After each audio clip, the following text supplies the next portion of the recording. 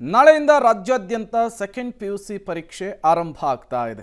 ಈ ಪರೀಕ್ಷೆಯನ್ನು ಸಮರ್ಥವಾಗಿ ನಿಭಾಯಿಸಲಿಕ್ಕೆ ಶಿಕ್ಷಣ ಇಲಾಖೆ ಕೂಡ ಸಕಲ ರೀತಿಯಲ್ಲೂ ಕೂಡ ಸಿದ್ಧತೆಯನ್ನು ಮಾಡಿಕೊಂಡಿದೆ. ನಾಳೆಯಿಂದ ದ್ವಿತೀಯ ಪಿಯುಸಿ ಪರೀಕ್ಷೆ ಪ್ರಾರಂಭ ಆಗ್ತಾ ಇದೆ.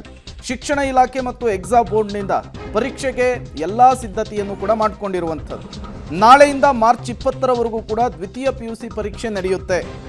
ಇದೇ ಮೊದಲ ಬಾರಿಗೆ ದ್ವಿತೀಯ ಪಿಯುಸಿ ಎಕ್ಸಾಮ್ಗೂ ಕೂಡ ವೆಬ್ಕಾಸ್ಟಿಂಗ್ ಕಣ್ಗಾವಲನ್ನು ಹಾಕಲಾಗಿದೆ. ಕಳೆದ ವರ್ಷ SSLC ಎಕ್ಸಾಮ್ಗೆ ವೆಬ್ಕಾಸ್ಟಿಂಗ್ ವ್ಯವಸ್ಥೆಯನ್ನು ಜಾರಿ ಮಾಡಲಾಗಿತ್ತು. ಅದು ಸಕ್ಸಸ್ ಆಗಿರೋದ್ರಿಂದ ಈ ಬಾರಿ ಸೆಕೆಂಡ್ ಪಿಯುಸಿ ಎಕ್ಸಾಮ್ಗೂ ಕೂಡ ಅದನ್ನು ಇಂಪ್ಲಿಮೆಂಟ್ ಮಾಡಲಾಗಿದೆ. ಪರೀಕ್ಷಾ ಅಕ್ರಮದ ತಡೆಗೆ ಕಟ್ಟುನಿಟ್ಟಿನ ಕ್ರಮವನ್ನು ಎಕ್ಸಾಮ್ ಬೋರ್ಡ್ ತೆಗೆದುಕೊಂಡಿರುವಂಥದ್ದು. ಯಾವುದೇ ರೀತಿಯ ಗೊಂದಲಗಳಿಗೂ ಅವಕಾಶ ಕೊಡದೇ ಇರುವಂತಹ ನಿಟ್ಟಿನಲ್ಲಿ ಪರೀಕ್ಷೆಯನ್ನು ನಡೆಸಲಿಕ್ಕೆ PU ಬೋರ್ಡ್ ಮತ್ತು ಶಿಕ್ಷಣ ಇಲಾಖೆ ಸಕಲ ರೀತಿಯ ಸಿದ್ಧತೆಯನ್ನು ಮಾಡಿಕೊಂಡಿದೆ. ಈಗಾಗಲೇ ಪರೀಕ್ಷೆಯನ್ನು ಬರೆಯುವಂತಹ ವಿದ್ಯಾರ್ಥಿಗಳಿಗೆ ಒಂದಿಷ್ಟು ನಿಯಮಗಳನ್ನು ಕೂಡ ಜಾರಿಗೆ ತಂದಿದೆ.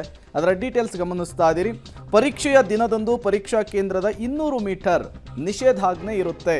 ಯಾವುದೇ ಕಾರಣಕ್ಕೂ ಅಲ್ಲಿ ಬೇರೆಯವ್ರಿಗೆ ಅವಕಾಶ ಇರೋದಿಲ್ಲ.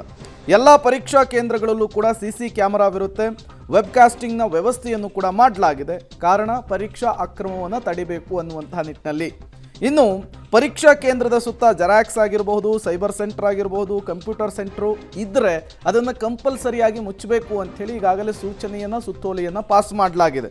ಅದರ ಜೊತೆಗೆ ಎಲ್ಲ ಪರೀಕ್ಷಾ ಕೇಂದ್ರಗಳಲ್ಲೂ ಕೂಡ ಸಹಜವಾಗಿಯೇ ಪೊಲೀಸರ ಭದ್ರತೆ ಇದ್ದೇ ಇರುತ್ತೆ, ಪೊಲೀಸರ ಕಣ್ಗಾವಲು ಇದ್ದೇ ಇರುತ್ತೆ. ಇನ್ನು ಪ್ರಶ್ನೆ ಪತ್ರಿಕೆ ಲೀಕ್ ಮಾಡುವ, ಅಕ್ರಮ ಮಾಡುವವರ ವಿರುದ್ಧ ನಿರ್ದಾಕ್ಷಿಣ್ಯ ಕ್ರಮಕ್ಕೂ ಕೂಡ ಶಿಕ್ಷಣ ಇಲಾಖೆ ನಿರ್ಧಾರವನ್ನು ತೆಗೆದುಕೊಂಡಿದೆ. ಇನ್ನು ಪ್ರಶ್ನೆ ಪತ್ರಿಕೆ ರವಾನೆಯಿಂದ ಪರೀಕ್ಷಾ ಕೇಂದ್ರಕ್ಕೆ ತೆರಳುವವರೆಗೂ ಕೂಡ ಅದನ್ನು ಮಸ್ಟ್ ಆ್ಯಂಡ್ ಶುಡ್ ಕ್ಯಾಮರಾದಲ್ಲಿ ರೆಕಾರ್ಡ್ ಮಾಡಬೇಕು ಅನ್ನುವಂತಹ ಸೂಚನೆ. ಪರೀಕ್ಷಾ ಕೇಂದ್ರಕ್ಕೆ ವಿದ್ಯಾರ್ಥಿಗಳಿಗೆ ಸ್ಮಾರ್ಟ್ ವಾಚು, ಎಲೆಕ್ಟ್ರಾನಿಕ್ ಉಪಕರಣಗಳನ್ನು ನಿಷೇಧ ಮಾಡಲಾಗಿದೆ.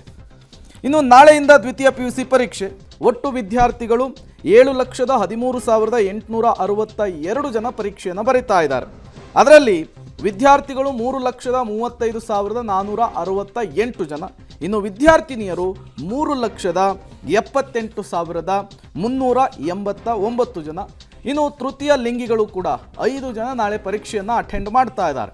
ಒಟ್ಟು ರಾಜ್ಯದಲ್ಲಿ ಪರೀಕ್ಷಾ ಕೇಂದ್ರಗಳು 1,171 ಇದ್ರೆ ಸ್ಥಾನಿಕ ಜಾಗೃತ ದಳ 2,342 ಇದೆ. ಇನ್ನು ಉತ್ತರ ಪತ್ರಿಕೆಯ ಮೌಲ್ಯಮಾಪನ ಕೇಂದ್ರಗಳನ್ನು ಕೂಡ ಈಗಾಗಲೇ 76 ಅಂತ ಹೇಳಿ ಗುರುತಿಸಲಾಗಿದೆ. ಒಟ್ಟು 31,000 ಜನ ಪರೀಕ್ಷೆ ಬರೆಯುವಂತಹ ವಿದ್ಯಾರ್ಥಿಗಳ ಈ ಆನ್ಸರ್ ಶೀಟನ್ನು ಮೌಲ್ಯಮಾಪನವನ್ನು ಮಾಡಲಿಕ್ಕೆ ಸಿದ್ಧತೆಯನ್ನು ಮಾಡಿಕೊಂಡಿದ್ದಾರೆ. ಇನ್ನು ಹಾಗಾದರೆ ದ್ವಿತೀಯ ಪಿಯುಸಿ ಪರೀಕ್ಷೆ ವೇಳಾಪಟ್ಟಿ ಹೇಗಿದೆ ಅನ್ನೋದನ್ನು ಕೂಡ ಈಗಾಗಲೇ ರಿಲೀಸ್ ಮಾಡಲಾಗಿದೆ. ಹಾಗಾಗಿ ಯಾವುದೇ ರೀತಿಯ ಅಡಚಣೆ ಆಗದೇ ಇರುವಂತಹ ನಿಟ್ಟಿನಲ್ಲಿ, ವಿದ್ಯಾರ್ಥಿಗಳಿಗೆ ತೊಂದರೆ ಆಗದೇ ಇರುವಂತಹ ನಿಟ್ಟಿನಲ್ಲಿ ಪರೀಕ್ಷೆಯನ್ನು ನಡೆಸಲಿಕ್ಕೆ ಸಕಲ ರೀತಿಯ ಸಿದ್ಧತೆ ಆಗಿದೆ.